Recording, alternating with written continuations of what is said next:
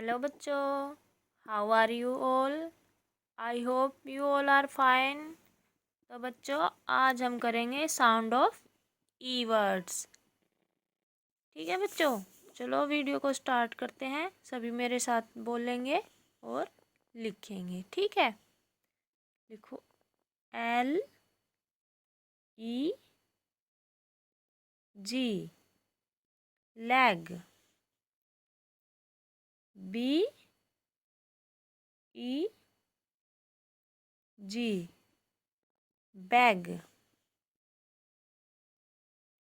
S E T, set. L E T, let। T E N, ten।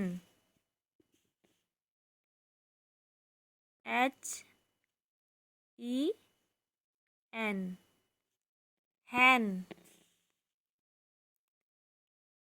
D E N, den। P E N, pen।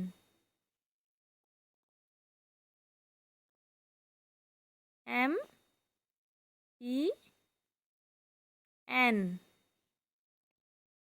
man। G E M, jam। तो सभी फिर से मेरे साथ बोलेंगे। Lag, bag, set, let, ten, hen, den, pen, man और jam. I hope आप सबको ये वीडियो पसंद आई होगी। अगर वीडियो पसंद आई हो तो वीडियो को लाइक और शेयर करें व चैनल को सब्सक्राइब करें। तब तक के लिए बाय बाय।